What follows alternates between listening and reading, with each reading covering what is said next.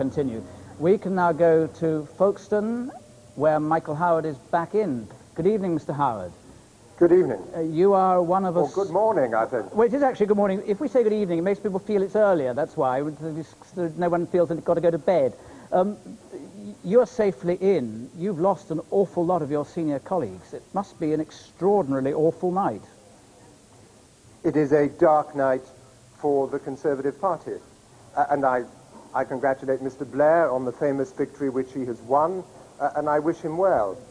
But it's worth remembering that he has won his famous victory by promising not to dismantle the achievements of 18 years of Conservative government. And the task of the next Conservative opposition will be to protect those achievements and to come up with new ideas, new ways of facing the challenges that face our country as we move to the next millennium, ways which will be consistent with and constant to our principles. When you say new ways, you've got to really got a radical rethink. We have. That is true. And I'd say this to the Conservative Party tonight. This is not a time for recrimination. This is a time for coming together, not for looking back, but for looking forward to face the challenges which will be before the country in the next few years. But you can't look forward without looking back, because that's the only basis on which you know what way to go forward. Isn't that the case? I think we should come together. I don't think we should waste time on any recrimination as to why what happened tonight occurred. I think we must look forward and work together and come together as a loyal opposition. Some of your colleagues have said, for instance, Michael Heseltine told me just a few minutes ago that he thought that the divisions had been very damaging. The former Chancellor, Ken Clarke, said he wished that they'd been able to stick on Europe and not on the economy and not get sidetracked into Europe. What's your general thought about those two propositions? I'm not going to look back. I want to look forward. I believe that the Conservative Party should come together tonight. It's a dark night for us. We should pause and reflect and look forward, not back. Do you believe, Michael Howard, that it would be in the interests of the party to help that happen, for John Major not to make a swift departure from his position as leader, but to stay there for a while at least? I have always supported John Major, and I shall continue to support him for as long as he wishes to lead the party. Michael Howard, thank you very much for joining us. Good morning to you. And we're now with Robin Cook, who I think is in the Festival Hall. Are you? I am indeed, Jonathan. I've just flown in from Edinburgh. You've just missed Dee Ream dancing away. It was quite a sight.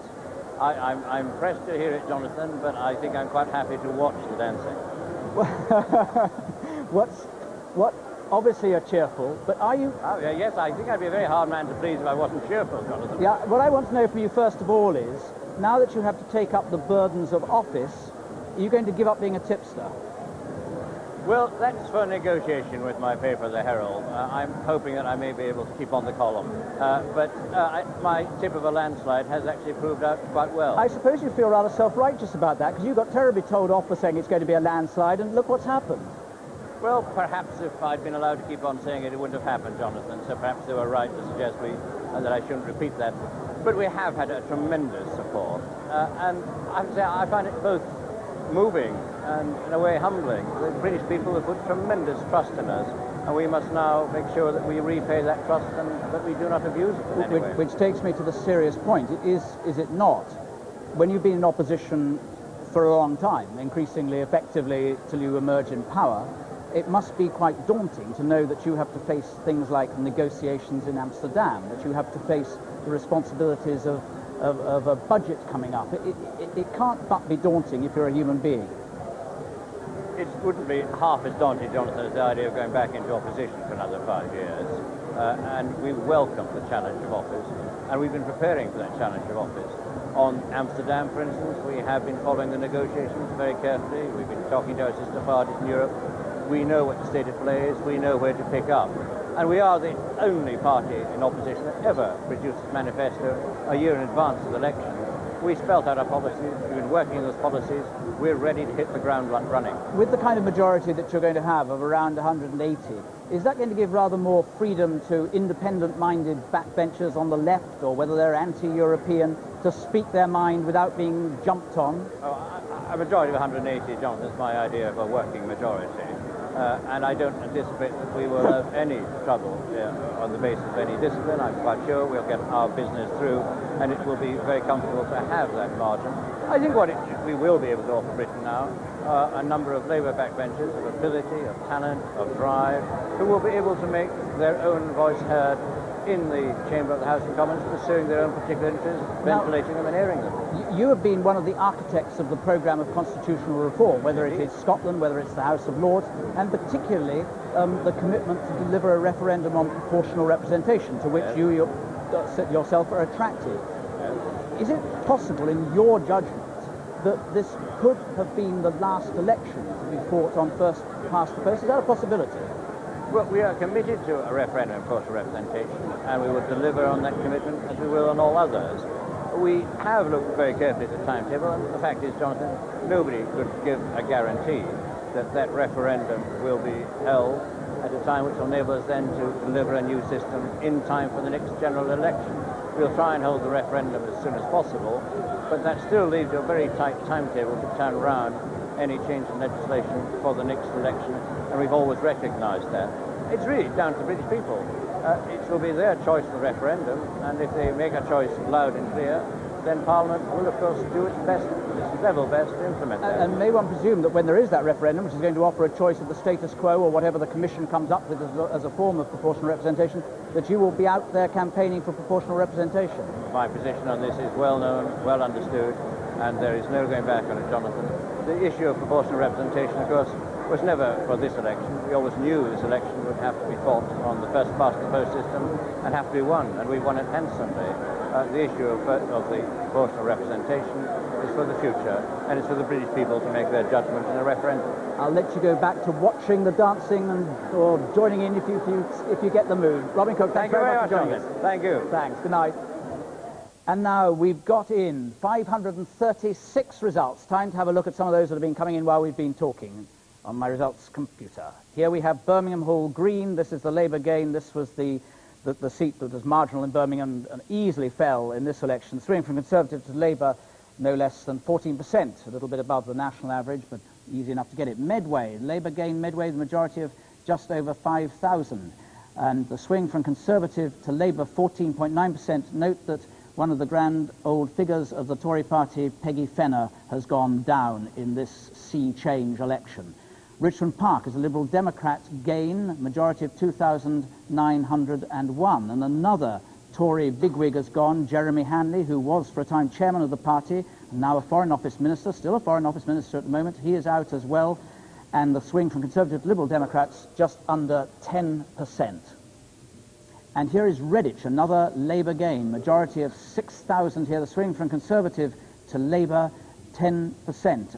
And Jacqueline Smith, one of the many women who's come in on the women-only shortlist on these big swings. There are going to be very many more women in the next House of Commons. Eltham is a Labour gain, majority of 10,000. The swing from Conservative to Labour of 13.6%. So there, the results coming in as Labour sweeps across the country. And now John Suchet is there. I can see outside Tory party headquarters with a slightly forlorn slogan beside you saying, "Britain is booming, don't let Labour ruin it." John, it looks extraordinarily quiet behind you. Yes, it's building up though, Jonathan. They may be dancing to Dee Ream at the Festival Hall. Here it's a very different story. Security tightening up behind me, as you can probably see. They know that John Major is on his way by road from Huntingdon. He's expected here within the next hour. Senior party members and officials have been arriving. Lord Cranborne, leader of the Conservatives in the Lords, arrived a little while ago, shaking his head, saying, absolutely dreadful result, dreadful result. I saw Maurice Sarchi arrive, the man charged with masterminding the Conservatives' advertising campaign, of course. He didn't say anything to anyone, vanished quickly upstairs. And I'm told by a very senior source here that Lady Thatcher, although not in this building at the moment, has been watching the results come in overnight. She's said to be absolutely devastated.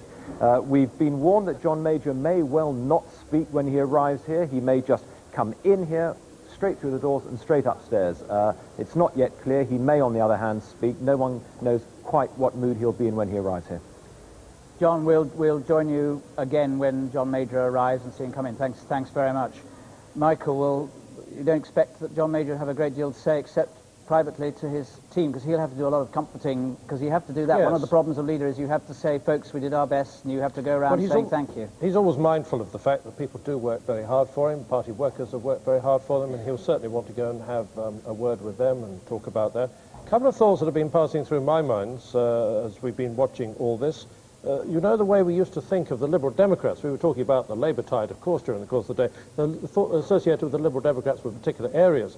Well, now we've got this sort of London pocket of the Liberal Democrats down in the southwest, because they've now got Kingston, they've now got Richmond, the new seat of Richmond Park, they've now got Twickenham, they've now got Sutton. That's quite a big change in that area. A lot of local councils down there, of course, but they've now got parliamentary MPs. And the other thing is that, of course, we've been focusing on the big names that have gone, but there are a couple of big names, of course, who ran, or whatever the verb is, who did the run. Peter Lilly, for example, moved across from St Albans to Hitchin and has got back, so he will be there. And Nicholas Soames, of course, famously from Crawley to Mid-Sussex, so he's back there. So there will be some formidable characters still around in the Conservative Party. I think they're going to need them. I think they're going to need some people to steady their nerves. A terrific shortage of the top quality. We can have a look now, I think, at one or two of the seats that are coming in. Henley is due to be coming pretty soon, and Derbyshire South. Can we have a look at... Here's Henley. This is Michael Heseltine's seat. This is going to be safe, and he's got no problems getting in there. And here is Derbyshire South. And now we go from Derbyshire South to Billericay. Robert Buchanan, Pro-Life Alliance, 570. Teresa Ellen Gorman, Official Conservative, 22,033. Brian Robert John Owen Hughes, Loyal Conservative, 3,377. Paul Adrian Richards, Labour, 20,677.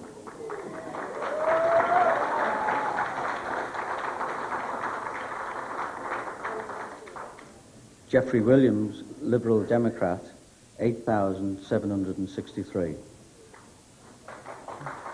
So, no problem for Teresa Gorman. She holds on there. It'll be interesting to see the result. Majority of 1,356. Not so easy. Look, Teresa Gorman, 22,000.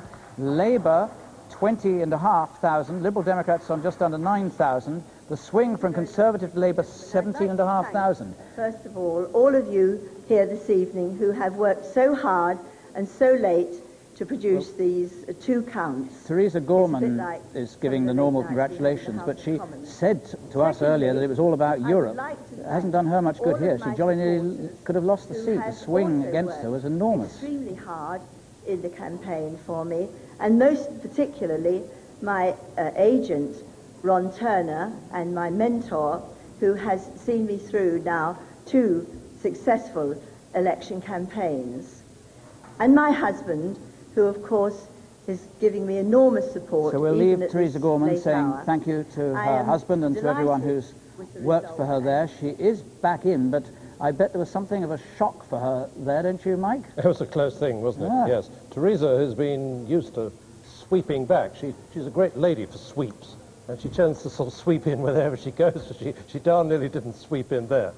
But it is true, on the particular point of Europe, which she was making so much of, it is evident from the results so far, in that insofar as someone said, I am Eurosceptic or I am anti-single currency, it hasn't done them any good when other things have been at play. It has not been, as so many have said, Europe on the doorstep, Europe on the doorstep, just as she was claiming. Absolutely right. As I said earlier, Euroscepticism has done nobody any good this evening. But of course, what people did know, they knew precisely what the Labour Party's position was.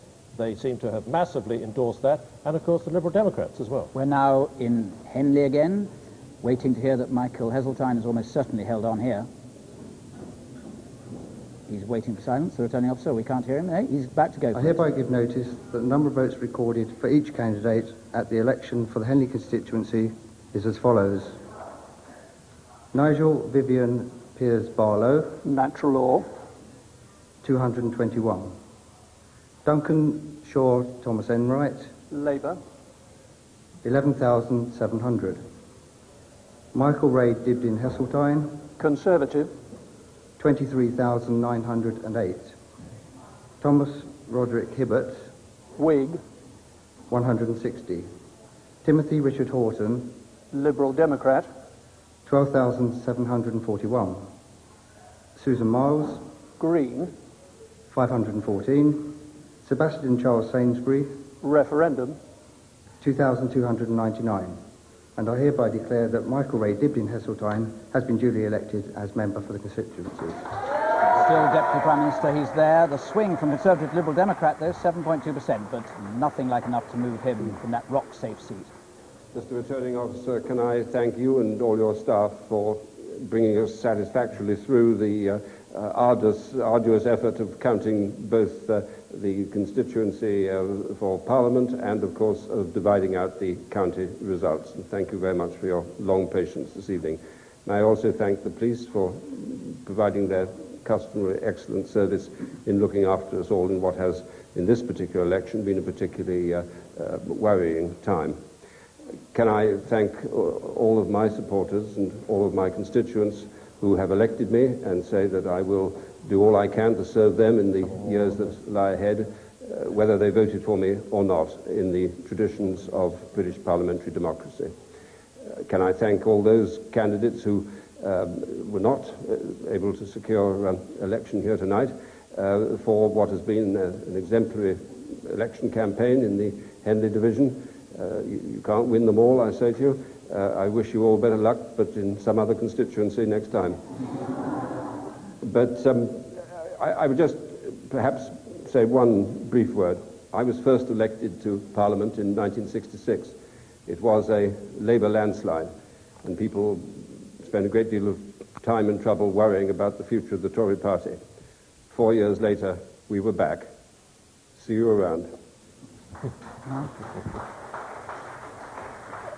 You can't put a good man down. He will never accept defeat, even when he's truly defeated. He's always saying he's going to be back soon, and you never know.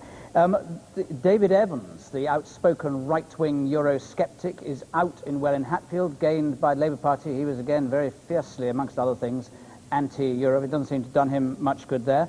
Jackie Ashley is with the Lib Dems. Now we are on 35 seats already, and 46 we are predicting to be their majority. And Jackie, Liberal Democrats have just gained Devon, West and Torridge, the seat that was Tory when Emma Nicholson had it before she defected to the Liberal Democrats. That's right, a huge cheer has just gone up here, Jonathan, and Emma Nicholson was absolutely jubilant, waving her arms in the air. I think the two words I've heard most often this evening have been amazing and astonishing. People here are absolutely delighted with what's been happening, not only for themselves, where the results are far exceeding their expectations, but also what Labour's doing as well, because of course that Labour and the Liberal Democrats have been in talks about constitutional reform, and they're saying that Labour's landslide will ensure, they hope, great progress on constitutional reform. There is this feeling that the two, that they're each rejoicing in each other's results. I think that's right. Huge cheers are going up, not only when the Liberal Democrats have been making the gains they've been making, but when all of the Tory cabinet ministers, William Wardgrave, Michael Portillo, Ian Lang, as each of those have lost their seats, a huge cheer has gone up. I think perhaps the biggest cheer of the night, though, was when Martin Bell won in CHATHAM, because, of course, the Liberal Democrats and Labour stood down there for him. So it is very much a feeling that this is a victory against the Conservatives for Labour and the Liberal Democrats, who certainly on some things, such as constitutional reform, will be working together. Jackie, it has to be said it's a somewhat more decorous affair in your restaurant there than the extraordinary goings-on at the festival hall. Do you think that's just libdemery? It is more decorous. I think it's a smaller affair altogether, Jonathan. Certainly a good quantity of beer and wine is being drunk, and I've also seen some champagne, though I'm told we're promised some more later on when Paddy Ashdown arrives. We're expecting him 15-20 minutes or so, but there's no music and there's no dancing, but I wouldn't really call it decorous. We'll be back with you, Jackie, before long. We've got 555 results in so far. The Conservatives have got 120 seats at the moment. Labour 389, the Liberal Democrats 35. The swing is 10.3, which allows us to go to Alistair and his battleground. Alistair. Jonathan, thanks very much indeed. I just want to concentrate for a brief moment, if I can, on the Liberal Democrat battleground. And maybe try and throw one thought forward to explain why they're a little bit quiet at Lib Dem headquarters, because my theory is they can't quite believe what they've done. Nationally, the Liberal Democrat share of the vote is actually down by 1.3%. And yet here we have it. This is their list of target seats, and they've knocked off 1, 2, 3, 4, 5, 6, 7, 8, 9, 10, 11, 12, 13, 14 of them. Obviously, Labour have come in here, Oldham West and Conway, Liverpool, Wavertree, and held there. And even down in Wells and Eastbourne, the Liberal Democrats did have once on a by-election, but the Tories have held there. The tribute to tactical voting and targeting of those key seats is quite extraordinary, because also, well beyond these seats, they've also taken Harrogate, they've taken Carshalton, North Avon, Sutton and Cheam, Sheffield Hallam, Richmond Park, and they've also taken Kingston Surbiton. So, the national share of the vote is down for the Liberal Democrats, but they have made 23 gains, 2 losses, and we're still saying at the end of the day they'll have 46 members in the new House of Commons. An extraordinary result for the Liberal Democrats, Jonathan. Thank you. We've been following Tony Blair's journey from his home to the Sedgefield Count to Teesside Airport, and I think we can now pick him up, but he's just about arrived in Stansted, and we can find him there on his way to the Festival Hall to join the Jollities. There he is. He's just out of his plane. No, not him. One of his team. No, there he is indeed, walking down the steps. A cheerful and happy man being welcomed there by, I suspect, the staff at the airport. Sherry aside, and a kiss for whoever it was. It obviously wasn't a member of the staff. Mike. Yes, it's there we a far are. cry, isn't it, from Harold Wilson coming down on the steam train from Liverpool. You now hire a sleek private jet to bring you down, and then he'll be on his way to... That's going to be a heck of a party when he gets to the festival. It certainly... but he, of course, will also be mindful, I may be wrong, he will be mindful of the fact now that, you know, within the next, 12 hours or so, certainly 15 hours, he is going to be the Prime Minister of this country. And I suspect that when he goes to that party, of course he's going to be very happy, but he will behave with a certain amount of that in his mind. Well, I thought we saw that, didn't we? Even in the speeches up in his constituency, he was talking about the humility, the sense of duty and so on, and that will be very much on his mind.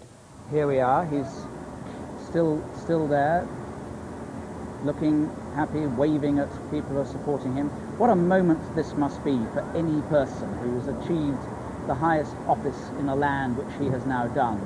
The burdens are in front of him. He can now relax, talk to key members of the staff. You never know, they might have voted for him. I expect they're telling him they voted for him. However they voted, people tend to do that.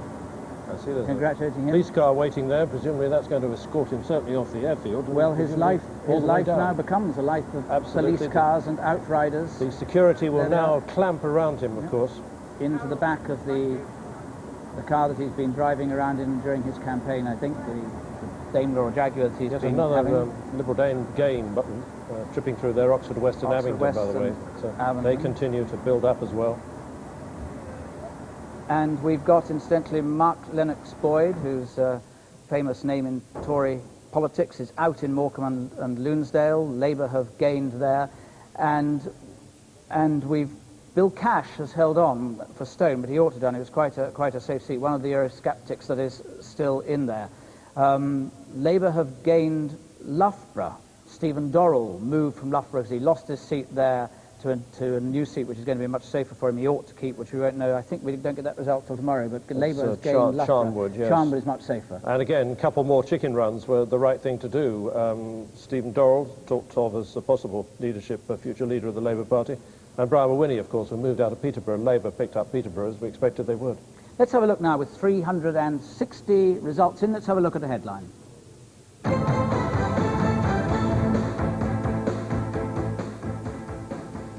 And here we have the majority. We're now predicting 183 on the basis of the results so far in 560 seats. Labour has 393 already. The Conservatives have 120. The Liberal Democrats have 36. And here is an update on Labour's position. Their vote is up by 9%, the predicted majority, the highest ever in the history of the Labour Party. That means this century and a little bit before.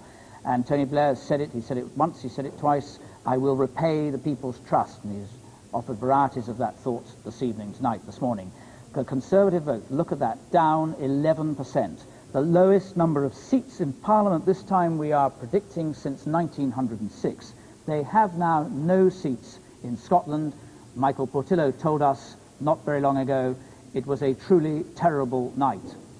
And here are the Lib Dems, who Jackie Ashley was telling us have done so well. Their vote is down 1%. We put this earlier on to the Lib Dems. Their vote might be down, even though their seats went up. So you've got this extraordinary situation that Alistair was pointing to. Vote down 1%, but they've got the highest number of third-party seats since 1923. Understandably, they've targeted very, very effectively and beyond, and Paddy Ashdown therefore says it has been a terrific campaign.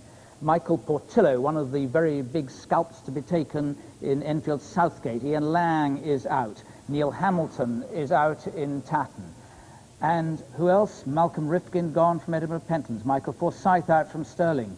William Walgrave out from Bristol West. Angela Rumbold is out. Jerry Hayes and Giles Brandreth is out. Back to his sweaters and television, perhaps. And now I think in the Festival Hall we can join Peter Mandelson, who came down on the plane with Tony Blair. Peter Mandelson, you've got safely to the Festival Hall. I presume that Tony Blair must be there as well, or about to be there. No, I came down a little ahead of him, Jonathan. He's following behind. Now look, what we wanted, we were speculating about this. There's been a fantastic party that you've missed part of down there, with Dee Ream keeping everyone leaping around the floor, and even Robin Cook virtually taking the floor, but just and maintaining. I'll be next. And you'll be next. Now, how is Tony Blair going to be treated, and what's he going to say there? Is he going to try and make a speech in that atmosphere, or what? Well, he wants to make a speech because he wants to thank all the people who have made this campaign and our victory possible, and that's why he was very keen indeed that we should have this event tonight, this results event, and a very big thank you to all the people who have made this possible, and I'm sure he'll wish to speak. I think he feels in a rather sober state. He feels a tremendous sense of responsibility and humility. I talked to him earlier this evening before I flew down myself from Teesside, and he was feeling in that mood. I think he's in the mood to thank everyone, but then to roll up his sleeves and get on with the job. It's very easy to forget in the celebration that's going on there. I mean, it hardly looks like the traditional political gathering. It looks much more like a great, massive... Jonathan, there's nothing traditional about New Labour apart from our basic values. Oh, I thought we might have to hear something like that. And it's very interesting to see the basic values going on behind you there. But anyway, given the burden of office that he now takes up, it is an extraordinary thing to suddenly take over the highest office in the land. It would be surprising if he didn't feel pretty sober, albeit very delighted. You would be a very irresponsible character if you were just dancing around. But you know, the remarkable thing about Tony Blair is that although obviously he hasn't been in government before, he hasn't held ministerial office, he has the same approach to everything that he does. He works things out from first principles. He makes sure that the conclusions he reaches are right, that the people around him know exactly what he wants. He has a very clear sense of purpose and what needs to be achieved, and then he puts the people in place to carry out the job that needs to be done. And that's been the hallmark of his leadership since he took over in 1994, and I am very confident indeed that he'll carry on in exactly the same way when he enters number 10 Downing Street tomorrow. I suppose in a way New Labour is very much like a sort of traditional middle-of-the-road concentric Conservative Party, isn't it? Well, I tell you one thing about New Labour now. We've formed a very broad base in the country. We have a coalition of support, and that needs to translate into government too. I think that Tony Blair will want to lead a very pluralist, broadly based government. He will want to govern as he has been elected, as New Labour, commanding support from a very wide constituency in the country. And he's not going to betray that trust. Peter, excuse me cutting you off. We're going to Braintree to find the result there. It's an important result. Tony Newton under potential pressure here. A swing of 11.6 would remove Tony Newton, the Leader of the House, from this seat. Let's hear the result. As the acting returning officer for the Braintree constituency, I hereby give notice that the total number of votes given for each candidate at the election was as follows: Abbott James Edward, Green Party candidate for Euro referendum, 712. Ellis Trevor Keith, Liberal Democrat, 6,418. Hurst Alan Arthur, the Labour Party candidate, 23,729. Newton Anthony Harold, the Conservative Party candidate, 22,000.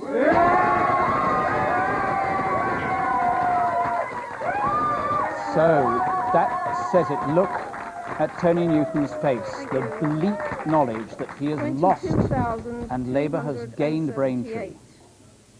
Nolan Michael Anthony, commonly called Buster, New Millennium, New Way hemp Tony candidate. Newton had been here since 1974, on the front bench since 1979, one of the longest serving members of the Conservative government of the last 18 years, much liked, incidentally, on all sides of the House and very much respected. There will be many, Labour as well as Tory, who will regret his departure. He can't have imagined it would happen. Look at it. Majority 1,451. Labour Party in with 23,729 votes. Tony Newton 22,278. The swing from Conservative to Labour 12.9%. And here is the change in the share of the vote. 15.3% up to Labour, Conservatives down 10.5%, and the Liberal Democrats down. We're talking about them getting a lower share of the vote nationally, down just under 10%. So Tony Newton is out. Yet another former cabinet minister hits the ropes. You know, they say that all political careers end in tears, and it's a particularly tearful sort of atmosphere around Tony Newton. As you said, one of the nicest men in the Commons, continuously a minister since 79. He's had a lot of personal problems to deal with his daughter and so on, and now he gets a kick in the teeth or a kick in the backside, as so many of his colleagues have this evening. Thanks. While Tony Blair was flying down to London, we had a camera inside there, and I'm told that there's some very interesting things that were happening on that plane. So let's go and have a look at what it was. He's got the notes. Okay, John, get used to this. This is relaxation, real relaxation. And Alistair Campbell sitting on the left, just out of sight there, talking about the notes, presumably for the speech he's going to make when he gets into the festival hall. Jumping around. This is the intimacy of power. Not often that you will get after this, that sort of access on a prime ministerial plane. They're talking about the seats that they won. Finchley, they won Finchley. Alistair Campbell, of course, to play a key role, will be the press secretary, has guided Tony Blair's presentational side of things during the campaign constantly. Alistair always says, don't talk to me about policy, strategy is my game. When we touch down, I can speak to John Prescott. Yeah. Did you hear that? Asking one of his assistants, Angie, to make sure he can speak to John Prescott, because he obviously wants to share notes on this victory. Well, as I was saying, John Prescott's going to be the first person into Downing Street to see him tomorrow. And is that another cup of tea? He's been surviving on tea during this. Looks like an awful lot of milk going into that tea. Well, a lot of milk going into that tea, but he's been running on tea like Tony Benn used to. He also takes sugar in his tea. All these details will become immensely important once he's Prime Minister. Does he take sugar will be the question that everyone now has an answer to. It was interesting, of course he knows that the cameras are there, and I suspect that he's a canny politician. When he said, I want to speak to John Prescott, it wouldn't surprise me that he wanted people to know that he wanted to speak to John Prescott, to allow John Prescott to share in his success. And John Prescott is going to be Deputy Prime Minister. I don't think we can hear much of what they're saying. There's Cherry, of course, his wife is sitting immediately opposite him, just wiping an eye. You can't blame her. It's been a very long day, a long campaign and a long night. Oh. There, that's the moment, isn't it? That's it. That's the moment. That is That's it. Husband and wife. In this studio, there's a lot of oohing and ahhing as people watch that. But back to the speech notes. She has been a tremendous help to him during the campaign. One or two people wondered whether Sherry would take to political life. She was plainly rather tense about it all at the beginning. But look at that. Look at that. She, of course, going to be part of the team on the 13th. She is, but she's also going back into professional life. Yes, she's going to sit as a recorder in 2 weeks' time. She's a very high-powered lawyer. She's going to keep up her legal work one or 2 days a week. I think look at that. She's happy and enjoying it. I think she's slightly feeling, that must be enough pictures now, isn't it? Let me relax. No, he doesn't. Alistair Campbell's saying, I don't like it. Alistair Campbell looking more relaxed than he normally allows himself to be seen. You know, he is regarded by the media as the tough thug of the Labour Party, booting the media around until he gets what he wants. I can tell you from experience, it hasn't been like that. Hasn't it? Alistair has played a very, very straight game. He feels he's had a good message. The famous days of when he, shall we say, had a physical exchange with one of my colleagues, those have gone. But he'll be very disappointed that you say he hasn't been tough, because that is well, I image. don't mean that. He has been tough, but he's done it in a rather more mellow way, I think. And incidentally, he'll take over a very nice large office in Downing Street. When he becomes the Chief Press Secretary. Yeah. They won't forget this journey down, I bet you. It'll go into the memoirs, it'll go into the history books. Well, you can see there that political records. Alistair's yawning his head off. He has been pretty much exhausted, though he did call me at one stage during the campaign from the touchline of a school football match when we wanted to have a conversation, and he said, before you say anything, Michael, I want you to know that my young son has just scored a damn good goal. They will be glad to know that Labour has gained Reading East, and the Transport Minister, John Watts, is out, although he actually fled there from the marginal seat of Slough to what he must have hoped was a safer seat. Well, that's a chicken run that didn't work. However, Brian Mulwiney, who allegedly did one of these chicken runs, in the new seat of Cambridgeshire North West is safely back in. His old seat, Peterborough, of course, went down. So perhaps we'll leave Tony Blair in those... Leave him in his reclaim there. He's jolly nearly back at jolly nearly down, I should think, now in the Festival Hall. Incidentally, the count at Derbyshire South has been postponed. We will go there as soon as we can. Let's meanwhile with, let me see, 573 results in. Let's have a look now at some of them. Here we have, at 436, Labour has won. Our predicted majority is 181. We'll get some more of those stacks in a moment. Here we are.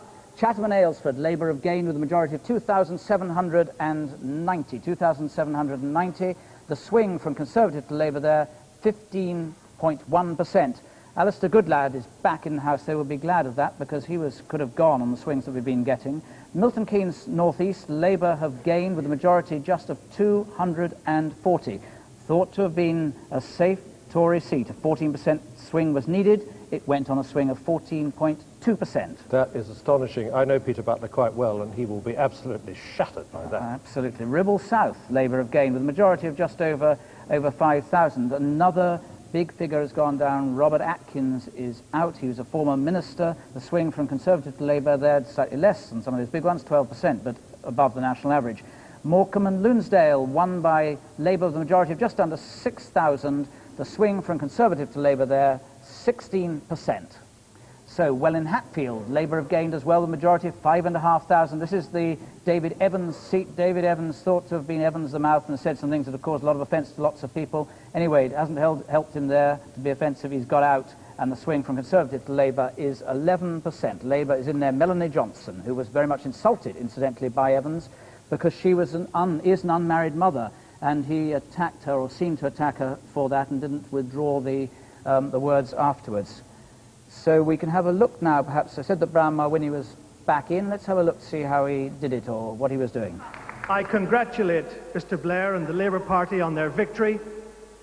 I wish them well as they govern our country.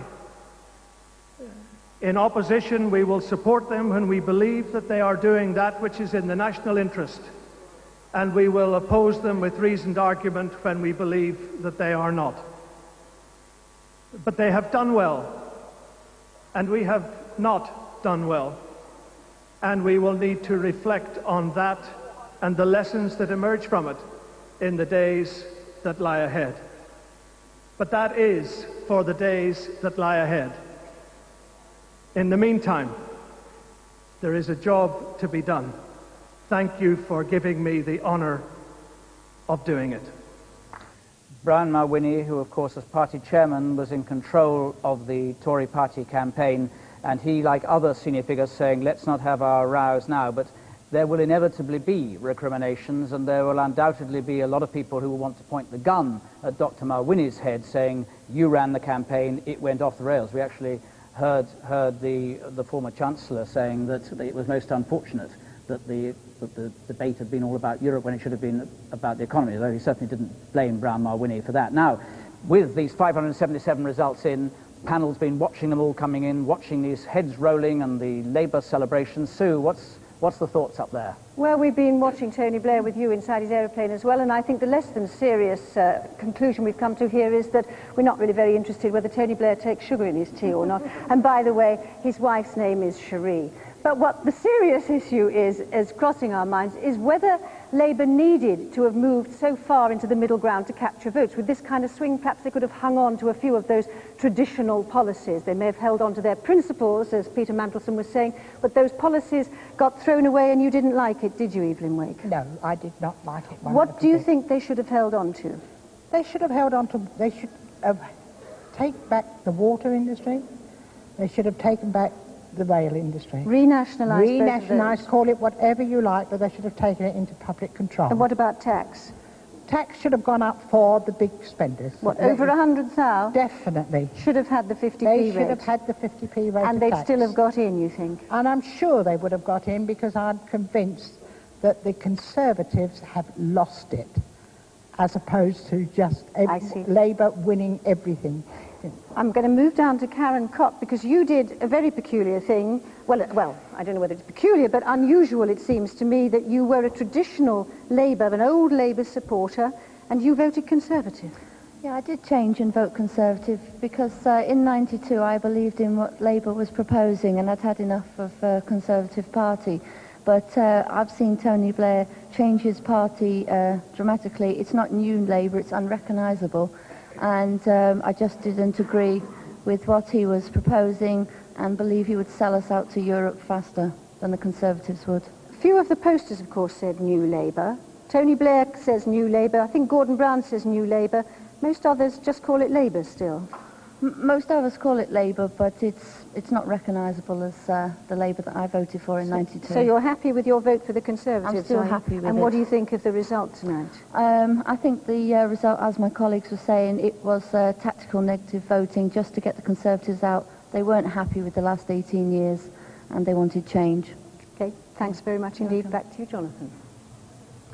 Thank you, and to our panel there, we're going to see you again tomorrow. It's been very nice having you sharing this election with us. Look forward to seeing you tomorrow. You're going to get a bit of kit, but I expect and hope that you're going to go on watching this all the way through. Look forward to seeing you. Meanwhile, we'll have a summary.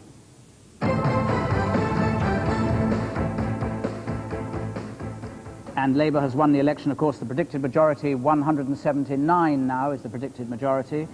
581 seats are in out of the 659 that will be in altogether by the end of tomorrow. Labour's got 401 of them, past that winning post of 330. Conservatives so far 132, the Liberal Democrats 37, and the rest on 11. And here are some of the Labour results. They've gained Morecambe, they've gained Harrow East, they've gained Wimbledon, they've gained Castle Point.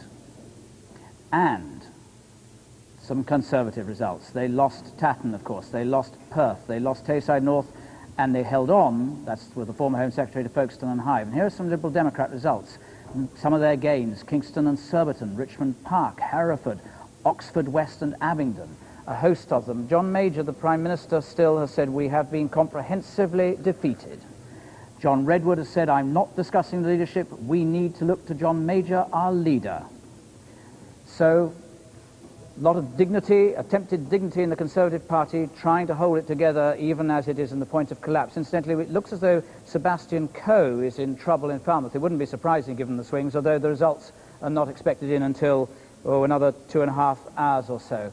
So, Mike, I see George Young is back in. He moved to Hampshire North, didn't he? Yes, he was another one who moved out from Ealing Acton, and Michael Mates is back, but it's the people who... Michael Mates was sitting on a giant majority in a new seat there, or the seat was split. So some of the familiar faces will be back, but my goodness me, it's going to be a very different House of Commons. So many new faces to learn for a start, and the atmosphere will be entirely different. They always talk about the House of Commons as being rather like a gentleman's club, but this time with so many young faces, so many more women in the House, it's going to be very different. We now can see, I think, Paddy Ashdown arriving here looking very cheerful. It's a vindication of everything we stood for, everything we campaigned for. We'll now go into the next Parliament armed with those votes and a much more powerful group of Liberal Democrat members of Parliament to fight for the things that we brought to the front in this campaign. Education, health, constitutional reform. It's a special achievement for my good friend, close colleague and the campaign chairman, Richard Home. That figure is surely far beyond your expectations. We thought we'd do better than you thought we'd do, but not as well as this. How about the Labour landslide? Straight ahead of him. Yeah, listen to those cheers for him in Yeovil. He's had a good night and he knows it. Meets there Lord Home, his campaign manager and organiser, outside LIBDEM headquarters, not in Yeovil, of course, but in London, outside the restaurant in Hyde Park Corner, which they've chosen. And Lord Home there is welcoming him as he goes in for their celebration. What a happy face he is showing. This is genuine delight, because even though the share of the vote may be down a touch, this is a remarkable turnaround for the Liberal Democrats. They've got 37 seats already, and we are still predicting that they're likely to have 46, and they know it. They ran a most effective campaign, and of course they were doing it with nothing like the resources of the other two big parties. I remember at one stage they said, no, we've only got one poster because we can't afford any more. He spent a lot of time saying, vote for what you believe in, but leaving open the thought that if you're Labour, vote Liberal Democrat in the seats where Liberal Democrat can win, and vice versa. And in fact, I don't know, our analysts will tell us more about this later on and tomorrow, but my guess is that people, certainly in the Liberal Democrat seats, people have gone for the Liberal Democrats where the Lib Dems can win. Well, I'm sure that's right. I'm in a constituency I know well, Twickenham. That is certainly... in just a moment, but I want to... Lord Home now introducing Paddy Ashdown. Two thank yous. First of all to Peter Boyzo, who's been a wonderful host this evening. This is the host at the restaurant, which we don't name, so we'll be advertising it, but it's famous. And second, I want to say thank you to a terrific campaign team. We deserve this result, but it's you who worked for it so hard who really get the credit. But most of all, the person who gets the credit, and he deserves it. What a campaign. Paddy.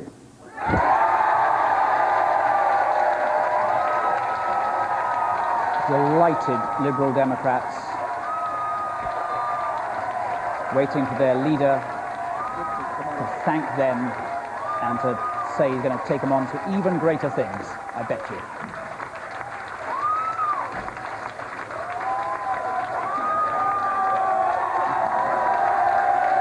When he gets a chance.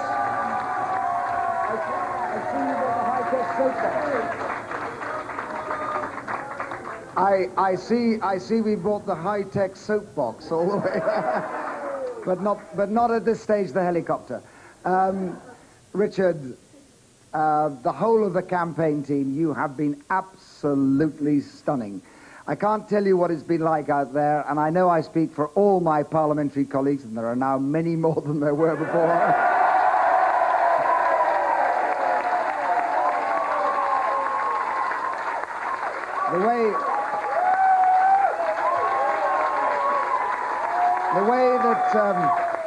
The way that you have fought this campaign under the superb direction of Richard, who's done so stunningly for all of us. And now we have a lot of work to do. We are the largest force of Liberal Democrats and Liberals that this country has had since the days of Lloyd George.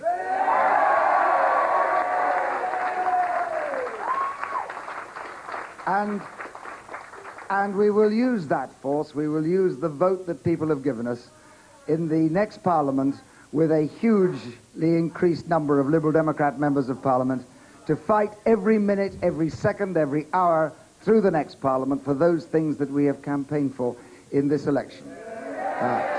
Education and investing in education, tackling the crisis of our health service, bringing a new kind of honesty to our politics, and you know they told us we couldn't do it and win votes. But we did. And fighting now to be the cornerstone, the rock upon which we can build a new and modern constitution for our country that will begin to rebuild the bridge between the government and the governed, and bring about, ladies and gentlemen, bring about, colleagues, what I believe will be a parliament of historic reform in this country in the years ahead. A party of historic reform, he says. Party of historic reform. And we can go to Brian Marwini. I think, Mr. Marwini, congratulations on holding your seat. Thank you. But that's about the only bit of crumb of comfort since we spoke 4 hours or so ago that you've had. Yes, it's not been a good night for the Conservative Party. It has been a good night for Mr. Blair and the Labour Party, and I congratulate them. I wish them well as they govern this country. Don't worry, we can still hear you if you can keep up against that background. I wish them well as they seek to govern our country, for we want our country well governed. The truth is that the British people decided that it was time for a change after 18 years, and despite the fact that we have some of the best economic news that this country's seen for a couple of generations. Time for a change, was it, you think, fundamentally? I think that's what the evidence appears to show. It shows that... You're doing all right. We can still hear you if you can hear yourself. I'm sorry. Is that going on for you? What are they cheering? He's wandered off. You can't blame him because he couldn't hear a word. Someone, I don't know what that's all about, but it's young Tories there, clearly. Certainly the woman dressed in red with the great blue rosette. Anyway, don't know what's going on. What we did hear was that he had that he said that it was the swing. What did he? I just want to pick up one thing with you, if I could, Mike. We've got here, there's a footnote, if you like, to this election, but an important footnote is the referendum party. Yes. John Aspinall in Folkestone got 8%, the biggest share so far of the referendum party. George Gardner in Reigate got 7%, and the candidate in Hastings, so our analysts tell us, saved his deposit there and probably cost the Conservatives the seat. So the referendum party, which is on 2.6%, just below the 3% that they might have hoped to get, well, they've got 715,000 votes so far. Still jolly expensive, but maybe registering in 1 or 2 places. David Bellamy as well, we saw at Huntingdon. Well, just a bit, but I don't think it's had any influence on the outcome, because once all the main parties were promising a referendum, of course, on Europe, then the vote for the referendum party had very, very much less impact. Gillian Shepherd is back in Norfolk South. I mean, she was likely to get back in. Well, she was likely to get back in. As I said, I talked to her earlier, and she was not at all certain, even there, what was going on. She is one of those who very, very much wants John Major to stay on for a bit, to lead the party. She's very adamant about that. There's quite a sort of orchestrated stay on, please. There's a keep Major. Absolutely. We can go perhaps hear what Tony Newton now has to say. Mr. Newton, we were saying while you were in Braintree, we were saying that you were universally liked in the House of Commons, which is not usual, and we offer to all who lose commiserations. It's rather a bleak night for you personally as well as for the party, yes? Well, obviously it's a very sad and disappointing night for me, but the kind words that you've just said have been echoed here and have given me some comfort in the really very kind words that my opponents have said about my work as MP over the last 23 years. Now, you've been on the front bench since 1979. You are as long-serving as any other minister in the Conservative Party. That is right. You could not have expected that you would get this swing against you, 11.5%. In fact, it was more than that. What was the reason? Well, you've interviewed all sorts of people during the evening, and I've seen some of the reactions to that question. The swing here, as far as I can see, I haven't really worked it out in detail, but seems to have been somewhat less in some places, and I can take some satisfaction in that. If you're going to ask me within 10 minutes of the result being declared to give you some great analysis of the reasons... Forgive me interrupting you. We're going to Derbyshire South. Do stay there. Edwina Curry's marginal seat. And I do so as follows. I, David J. Dugdale, being acting returning officer for the South Derbyshire constituency, hereby give notice that the total number of votes given for each candidate at the election was as follows. Crompton Ian Edward, UK Independence Party, 617. Edwina Curry, incidentally, is certain to go here, certain to go. Curry, Edwina, Conservative Party candidate, 18,742, 18742. North, Richard Anthony Edward, the Referendum Party candidate, 2,491, 2491. Reynolds, Robert Charles, Liberal Democrat, 5,408, 5408. Todd, Mark Wainwright, the Labour Party candidate, 32,709. That is a massive swing to Labour. Edwina Curry held on. It only needed a 1.5% swing. You'll see what it is. Majority of nearly 14,000 ousting Edwina Curry as she knew she would go. Look at the swing. Conservative to Labour, 13.2% in that marginal seat. And here you can see Neil Kinnock there in the festival hall, the Deputy Leader John Prescott, his wife Mrs. Prescott, Peter Mandelson there waiting now for their leader to come in. This is going to be triumph and not triumphalism.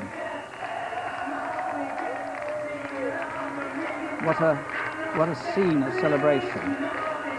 You have to remember this is 1974 was the last time they won an election, and that was only just, they were the largest party. This is the first time since 1966 that the Labour Party has a clear overall majority. 31 years where they have not enjoyed an overall majority, and this is it, and it is a vast majority. You saw the bottom of the poster there. Everywhere they've gone has had New Labour, and they've got the red banners up there, new just at the bottom of it, sideways. But as you say, what a moment this must be for Neil Kinnock.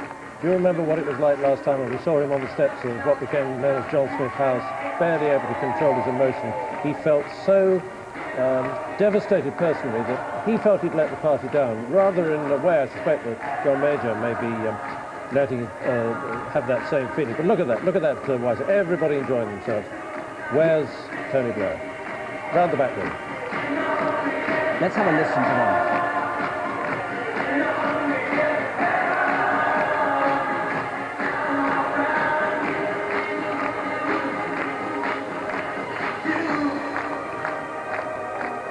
So pause. I suspect that he must be just about to come in. That's why there's the pause. They want to roar for him when he arrives. We'll be hearing incidentally later on this morning from Neil Kinnock exactly about his feelings at this victory of his party that he led into the last election when he thought they were going to make it. This is the face of New Labour. All ages, different nationalities, races, sexes, a mixture of the people you would not know whether they were new, what party they came from, or if they came from no party. It's a complete cross-section. I think they'll sing this song over and over and over, won't they? They'll go to bed singing it, they'll get up singing it. It'll be one of those terrible songs that whirs around in their heads and never be able to get it out for the next 5 years. Neil Kinnock joining in there. Yeah. John Prescott in a rather more dignified way.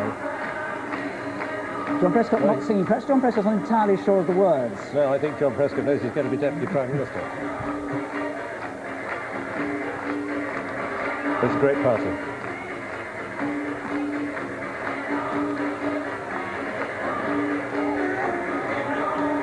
There is Trevor Nunn there. Alice has just pointed out there's Trevor Nunn smiling there.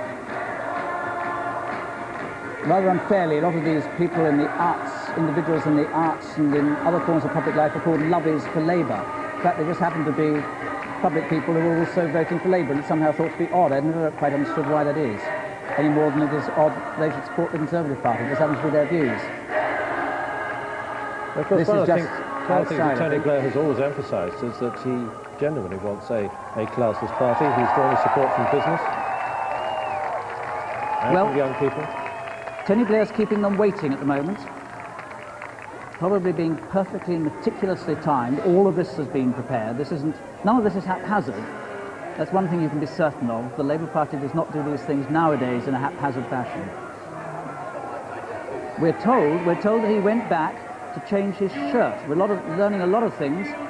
Sue earlier said that people weren't interested in whether or not he took sugar in his tea, but I tell you, it's these kind of details that nonetheless get marked down and written about in magazines for ages and ages. He went back at this point, we are told, and changed his shirt. You can't blame him. He'd been wearing the same shirt probably a lot of the day, and certainly of the evening. It was very, very hot. Some of us already quite like to change a shirt, but we'll get our chance later. The referendum party, incidentally, just to go back to that, cost the Conservatives Lewis. This is where the Liberal Democrats won by 1,300 votes. And the referendum, what did it? Labour gained Wirral South. This was the seat which, when they gained it in the by-election a couple of months ago, on a 17% swing, was thought to be quite extraordinary. Labour have gained it, so they've done a tremendous 17% swing. They must have done something like that the whole time. There's Peter Mandelson looking happy, John Prescott there. And outside, the police, of course, waiting. That looks like the serried ranks of the international media, with some people very happy behind them. It's strange, actually, that John Prescott was looking quite so serious. I remember at one party conference, he grabbed hold of Pauline and said, "Come on, girl," and they did a great turn on the stage. So I suspect that the task ahead is rather weighing on John Prescott's mind. He's reflecting on it. It may just not be his favourite tune, you never know.